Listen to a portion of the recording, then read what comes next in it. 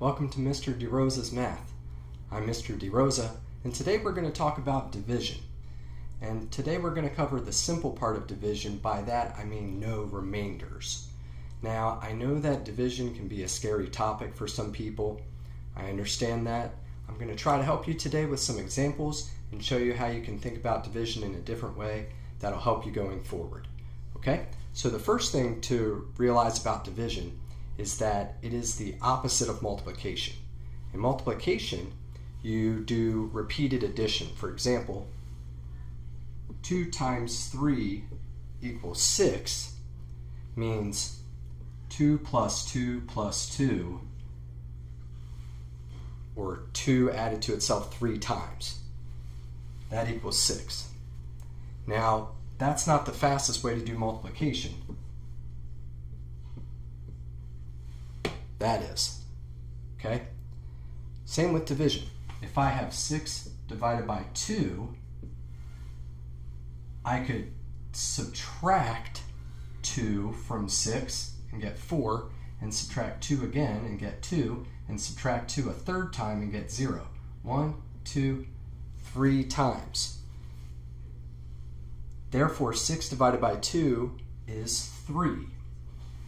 2 goes into 6 3 times. Just like multiplication is repeated addition, division is repeated subtraction. Okay? And like repeated addition is not the fastest way to do multiplication, repeated subtraction is not the fastest way to do division. The fastest way is with a division bar. The first number always goes inside the box or underneath of the division bar. So here 6 would go on the outside. 2, the next number goes, 6 goes on the inside, 2 goes on the outside. I put an X here to remind me that I need to multiply 2 times something to get 6. And 2 goes into 6 3 times. 2 times 3 is 6.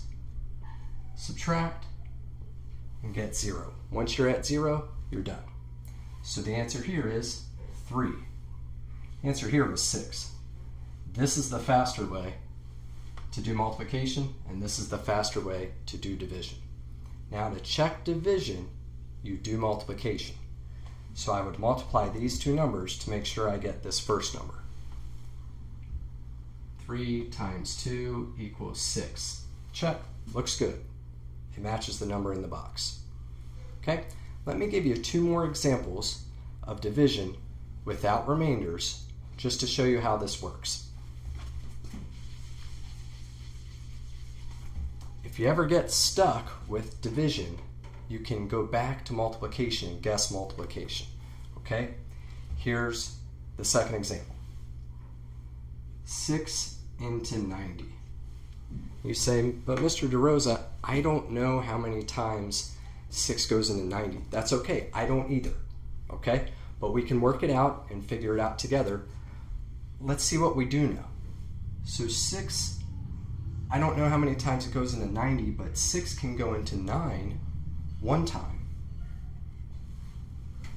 Forgot my X. And 6 times 1 is 6. Really, we're not doing 6 times 1 and subtracting just 6 here. Really, we're subtracting 60. And really, this is 6 times 10. Okay, now 6 times 10 doesn't equal 90, so I'm not going to stop there. But I'm going to leave this dotted line circle here as a placeholder. So 6 times 1 is 6. Subtract. 9 minus 6 is 3. And then we would bring down the next number. Or think of it as 6 times 10 is 60. And 90 minus 60 is 30. Okay? And then 6 into 30, we still need to subtract 6 a whole bunch of times, but we're not going to write minus 6, minus 6, minus 6. That's too long. Instead, we can do it all at once by subtracting 6 times 5. And 6 times 5 is 30. And then we get 0. Okay, so that means we're done. Now, typically in division problems, they won't put a 0 placeholder. They'll just draw an arrow to bring the 0 down or the next digit down in the next step. To make sure this 15 is correct, I'm going to check it. So to check it, just like over here, we're going to multiply. So 15 times 6. 5 times 6 is 30. Carry the 3.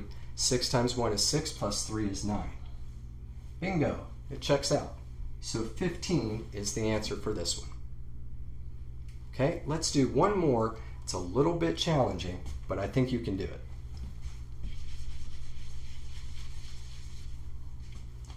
This last one's going to be a big number, okay? Let's try a 2-digit divisor.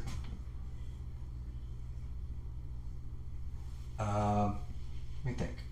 Let's do 84,504. I think that's no remainder. Okay? And let's use pink this time. Mr. DeRosa, you're looking at this problem and you're saying, Mr. DeRosa, I don't know how many times 12 goes into 84,504. I don't either, and that's okay. This is really big. Maybe you don't know your 12 facts. And if you ever get stuck like that, that's okay. Remember what I said before, you want to guess multiplication. To do division, you guess multiplication. So I may not know 12 into this number. I may not even know 12 into this number, or even this number.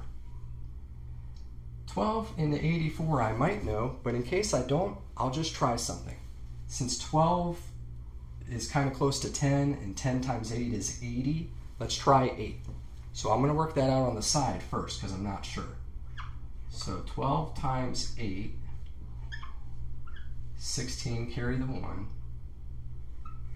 96. 96 is bigger than 84, so we don't want to use 96. So we don't want to use 8 here. That's too big. Mr. DeRosa, should I give up? No. This is where you should continue. Don't give up. Since this number was too big, 12 times 8, let's try something a little smaller. 12 times 7. 12 times 7 ends up being 84. Hey, that's exactly what we need. So we can use 7. So if you ever get stuck where the number is so large and you're just not sure, just work out little problems on the side with multiplication until you get a number that is not too big. Make sure it's not too small, but make sure it's less than or equal to this number here. And if this was too low, we could add 12 to it and see if it would fit. So 12 times 7 is 84. Okay, that's 0. Bring down the 5. 12 doesn't fit into 5, so that goes 0 times. 12 times 0 is 0. 5 minus 0 is 5. Let's bring this 0 down. How many times does 12 go into 50? I know that 12 times 4 is 48. That's really close.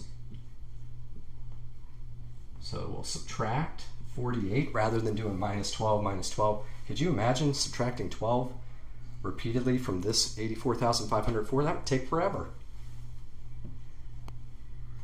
50 minus 48 is 2. Bring down the last 4, and 12 goes into 24 2 times. 12 times 2 is 24. Okay?